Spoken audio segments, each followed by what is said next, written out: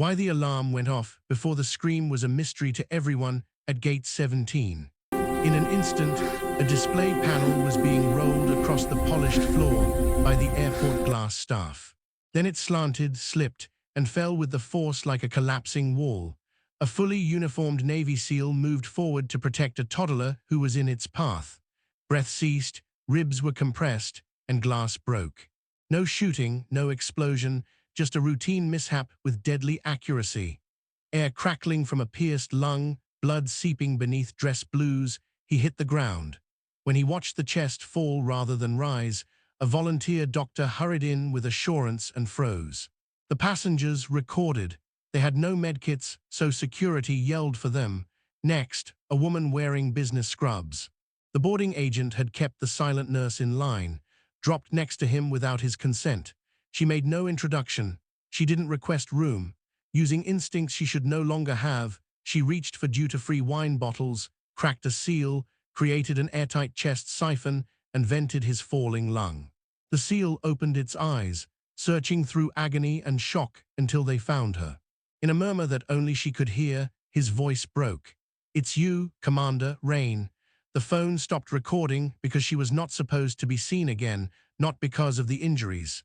"Do one simple item before we start. I'm watching, leave a comment, and subscribe. It signals to the algorithm that you would want to see more tales of unsung heroes saving lives when no one else does." There was no silent training at the airport, not the kind that descends so quickly and forcefully that crowds are choked out louder than jet engines. A minute before, Gate 17 had been routine. Stroller wheels, boarding calls, and the hissing of a barista's steam wand behind glass. A new display panel was then moved across the shiny concourse by the cleaning crew. A large pane of tempered glass with taped edges and handlers conversing as they pushed it by the Navy SEAL in full ceremonial dress while they waited for his flight connection. Nothing dangerous or spectacular. He wasn't working. State files were not being escorted by him. He had no weapons. He was merely a decorated operator traveling to California for a ceremony honoring veterans. And by chance, the corridor became a landing area. An uneven tile was struck by the dolly wheel. The slab came down like a collapsing wall after tilting only 3 degrees and then 9. People let out screams. The luggage fell. Starbucks cups bounced off the tile like bullets. The SEAL made no attempt to halt it. He attempted to protect a toddler who was too near the drop zone of the panel. He had a clean, well-trained muscle memory pivot. A piece of glass broke. He was caught beneath his right ribs by a hand-wide fragment that vanished within the dress suit. Not across, not out. The concourse was filled with a deafening quiet. Then the commander's knees gave way and a woman screamed. With his hands frantically groping for air he was unable to extract, he struck tile on his side. It was not cinematic blood. There was only a dark, trained trickle into his cloth and metals, no spray or spurt, silent but lethal. Beside him, a volunteer physician descended. Credentials on the lanyard of his badge, "I have him." With confidence, he barked and stepped back. Yes. But as soon as he noticed that his chest moved upward when he exhaled and downward when he inhaled, his confidence vanished. Incorrect survival odds, incorrect pressure, and incorrect direction. Lung collapse. However, how, he whispered. Phones went up. Civilians couldn't understand the protocol codes that security started shouting. An infant let forth a cry. Is he shot? Someone asked. He wasn't. Panic didn't know what to call this, which made it worse. Without water, he drowned as he clawed at the floor. Blinded by hurry rather than anatomy, the doctor pressed where he shouldn't have. And she intervened via every camera lens, every wobbly live stream, and every astonished onlooker. Ava Hale, a rookie nurse traveling home on a flight she nearly missed, has an economy boarding pass, a bargain carry-on, Navy scrubs, and a civilian badge. She moved among individuals who parted more out of instinct than instruction, without shouting or hurrying. The SEAL's chest sank downward rather than rising, but her pulse remained steady. "Stop compressions," she stated in a steady yet soft voice. The physician became agitated. "Pardon me, I'm the one with..." She didn't respond to him. She was on her knees already. She made one eye flicker, reading the height of the clavicle, angle of the ribs, resistance to breathing, lips that are purpling. The right lung gave up, trapped air within the cavity. Death is measured in breaths rather than minutes. 2 bottles of wine. Behind duty-free glass, she spoke to the attendant. Serene, plain. The attendant froze until Ava's laser-like eyes found her. She shifted. Ava cracked the bottles, causing the passengers to gasp. Just to use their shape, their seal, and their capacity for negative pressure, not to drink, not to sterilize in the style of Hollywood. Without using any force, just inevitable, she pushed the doctor away. "You can't," he started. She was already. Gloved hands moved more quickly than training manuals ever permit. Angle opposing the construction of the RI seal, not at dress uniform. Just enough blood to highlight the stakes, not all over the place. She maintained a straight back and low shoulders. She continued to breathe more calmly than any citizen had ever witnessed on a terminal floor. Security leaned closer. "EMS is coming in, 2 minutes, when Ava said, "He doesn't have two," neutral, mathematical. With haphazard accuracy, she released the chest. The kind that isn't taught in nursing programs, but on desert floors under mortar smoke, in the back of tilted Humvees, in night air where medics count pulse by vibration. The SEAL let out a gasp. The crowd shook. The physician flinched. He didn't look at her qualifications. Her face was familiar to his eyes. "Commander Rain," he croaked, his voice halved.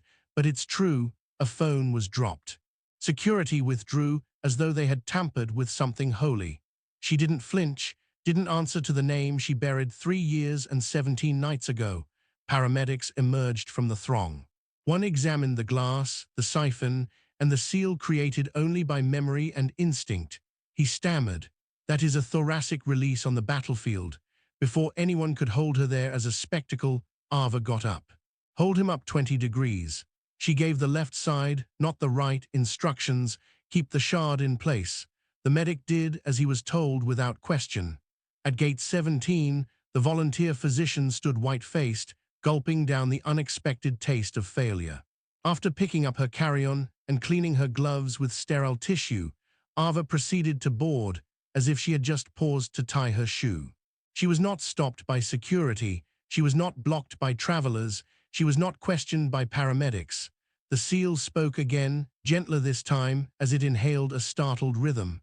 "You made it through." She didn't look back. The gate agent did not verify her passes when she arrived, even though her boarding group had not been called. They merely moved aside. There were no flight updates. There was no return conversation. Everyone had just witnessed a silent nurse hush death in an airport with 2 wine bottles and a voice no military ghost expects to hear again, so nobody remembered their trip, meeting, or connection. Distant alarms beeped. Shards of glass sparkled in the floodlights. The paramedics took command. With her identity intact, but no longer invisible, Ava descended the jet bridge. And because she didn't remain buried, a man who had previously been under her authority was once again alive behind her. The flight door shut. On the other side, the Admiral was waiting. Additionally, the unwanted headlines had already begun to post. Before anyone ventured to break the stillness that followed gate 17, the flight leveled out at cruising altitude. Ava was seated in 23A. She hardly saw the clouds as the windows split open. Seat belt signs blinking, beverage cart clinking, and noise-canceling hum. All of it sounded like the backdrop to something she had moved on from but hadn't really put behind. Partly because she boarded before anyone could give her wipes, she hadn't cleaned the thin red line off her scrub collar. She did this in part because she didn't want to admit that she had touched death in an airport once more, and in part because she knew it would come back whether or not she cleaned it up. There are 2 open rows. During a call, a businessman spoke excessively loudly. Yes, the seal broke, not dead. He was fixed by a nurse. No, pay attention. She cracked bottles and I don't know, something in her chest. Simply watch the videos. Every ear was tuned in, even though the passengers feigned not to hear him. Ava shut her eyes. Due to weariness or turbulence, the plane was not silent. Because dozens of people had witnessed her do an operation that no civilian nurse, much less a novice, should be able to do without a trauma bag, oxygen tank, or surgical tray. It was quiet. She continued to breathe regularly, slowly, without interruption, as though the altitude of the desert and the smoke from artillery had never trained her lungs. However, she experienced recognition rather than panic. Across the aisle, someone coughed. A crayon was spilled by a child. The flight returned to its appearance of normalcy. The gentle chime then sounded. "The captain asks for a word, Miss Hale." When Ava opened her eyes, she thought a flight attendant would be by her side, but instead the aisle was occupied by a uniformed air marshal. Calm demeanor, unmistakable but without showing the badge. Low and courteous, he spoke. "This won't take long, ma'am." She got up and followed him through the curtain to the galley jump seat area, her hands steady and unharmed. Professional containment, without conflict or handcuffs. His hands were folded. "You executed an intrusive pressure release despite not having a medical credential clearance from the airport." Ava remained silent, so he went on in a bland tone. "Statements were made by official travelers. The TSA reported them.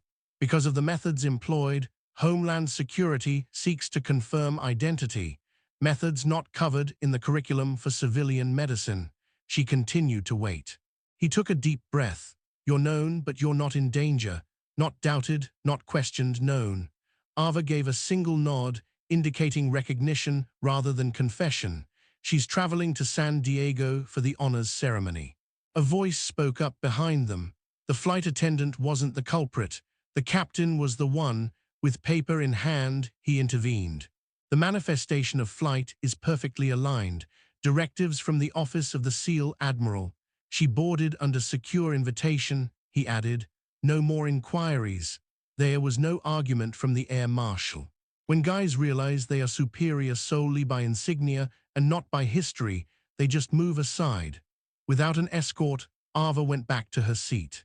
Passengers gazed with the astonished respect of individuals who had seen someone switch identities in less than 3 minutes, not with malice. Nurse, and then something else. The drink trolley arrived at her row. The flight attendant's voice was shaky. "Back there at the gate, you were amazing." Ava smiled courteously, without conceit or disclosure. Anyone with training would have followed suit. "No, not like that," the attendant said, shaking her head. Water, not wine, was accepted by Ava. Other than need, she had no motive to review technique. The cabin started to vibrate with news notifications. "Not known." A former military medic is shown on tape as an airport nurse saves the Navy SEAL. Comment from veterans: "We know who she is." It wasn't pride that made her disregard them. Though history was over, it wasn't over yet. The lights above went down. The aircraft descended into that peculiar half-silence that is reserved for clandestine operations and night flights. A traveler came over to her row. Calm eyes, a decorative lapel button, and a gray suit that is hardly noticeable when the jacket is folded. He didn't ask permission or sit down. "KIA," he continued quietly, "you were listed. Afghanistan collaborated on the convoy extraction project 3 years ago." When Ava finally turned to face him, there was no apology or fear in her eyes. She said, "I was never dead," simply disregarded. He nodded quietly, pressing his lips together to avoid saying anything more. He was aware of her identity. He was aware of what she had saved. He was aware of the price. The seatbelt symbol flickered once more. Without turning around, the traveler went back to his seat. The plane dropped toward the coast of California. City lights stream into the horizon like a serene haze of a battlefield. No cries or sirens, only orderly structure. The cabin rose in unison as the wheels contacted the runway. She had her bag ready. And the flight attendant came back again before the door opened, using a folded invitation card this time, Awards Gala for Veterans, a unique reference, Field Medic Ava Hale is retired. We never forgot Commander Rain in the calligraphy below. She refrained from crying. She didn't recoil. The war becomes quieter, but it doesn't go away, so she just accepted. Coffee queues, boarding calls, and complaints about misplaced luggage would return to the airport she had left behind. However, her face would appear in every feed, news loop, and interview frame when hundreds of millions of people woke up tomorrow. She was the Gate 17 miracle to them. She was seen by the seal she spared as the spirit that had returned before death could complete the task for which it had failed the previous time. Never pass judgment on someone based on their current outfit rather than the wars they have previously fought. Even though California sunlight was gentler than airport fluorescence, it had little effect on the attention that awaited her outside of baggage claim. Ava entered the arrivals hall anticipating military order, uniformed escorts, and possibly a black vehicle with tinted windows. Rather, she entered a wall of cameras, this time no phones. Microphones are angled like guns, and approved badges are dangling on red lanyards. M. Hale, is it true you performed a thoracic release without equipment? A reporter yelled. Are you still enlisted? Asked another. Were you hiding your identity as a SEAL medic? Said a third. Sharpshooter. Ava didn't slow down, and she didn't droop her chin to show humility or lift it to show strength. She just strolled. Before the badge scan could identify her, security at the far end of the hall did. Despite her lack of rank show, the guy in the short-sleeved version of the dress blues, prestigious yet modest, saluted her. Cars this way, ma'am. She trailed behind him to the exit hallway. Flashbulb brushes were muted by velvet ropes and thick rugs. A convoy of military sedans, not black SUVs, that were sufficiently unmarked to escape being seen, were idling outside. Anyone who had ever served would have noticed. Isolation took the place of questioning as she entered the second car, doors closing with silent accuracy. The driver remained silent. She was grateful for that. As they approached the shore, flags were raised. Marines, gold leaf edging, Navy, SEAL trident banners. The hotel rose in shiny glass to accommodate the honors gala. Gown-clad civilians moved aside as uniformed military personnel crowded the entrance. There was no marquee with her name on it. Not every ghost brings banners back. Chandeliers inside the ballroom created a soft gold glow, for ceremonial, not for luxury. Families sat with folded programs, veterans lined tables, and awards were positioned in the center. Nobody hurried. They waited patiently, as people with diverse perspectives on time do. Long before the announcer tapped the microphone, there was silence. He started, "Tonight we honor those who served, voice rich, practiced, and those who served when no one saw them." Still in the wings was Ava. She avoided sitting with visitors. By habit, she was invisible as she stood in the shade of the hallway. At first, nobody called her name. The names of the fallen, whose pictures were displayed on screens, were called. She carried those that she knew. There was no change in her pulse.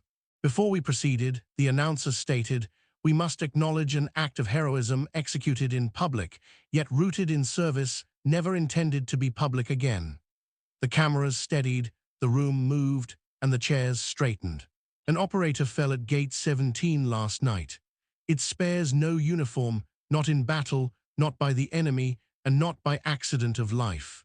And the reason he is alive today is because one unidentified, unannounced, off-duty woman refused to let training end because her orders did.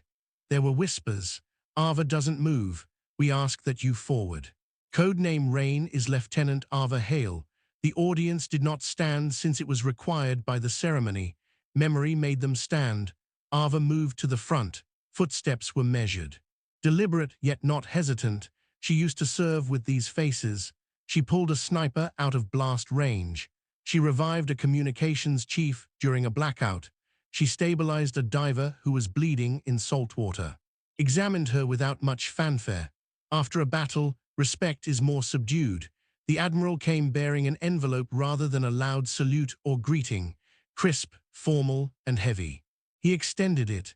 "You were pronounced a mission lost, not a casualty, Lieutenant Hale. Quietly leave on your own initiative. We respected that. Your survival was safeguarded, your file was classified, and your record was kept secret." With firm hands, she accepted the envelope.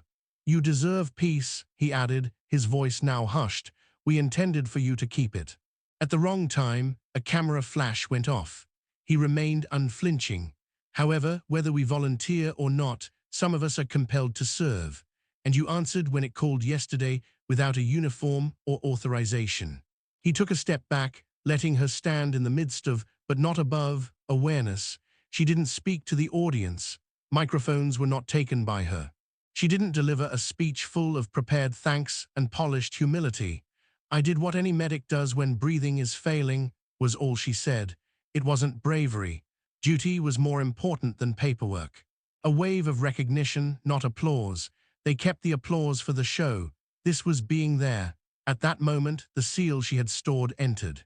With 2 assistants at his side, he received oxygen support. Because of his posture, metal cluster, and war scars that outlive suits, the crowd identified him right away. He moved in a controlled, non-demanding, non-dramatic manner as he approached her. "You saved me twice," he remarked in a voice that was both grounded and delicate. She nodded once she was off camera and in the public eye. Not avoidance, but acknowledgement. Softer, he went on. "The first time I was not blind, but I was unconscious. More memories than faces are left by your job. It wasn't an accidental meeting skill yesterday. It was debt being repaid by fate." She refused to accept destiny. She agreed to be accurate. The second folder was brought back by the Admiral. This one did not seal. "You are still classified as retired," he informed her. "However, your clearance is unable to. Recall review was triggered yesterday."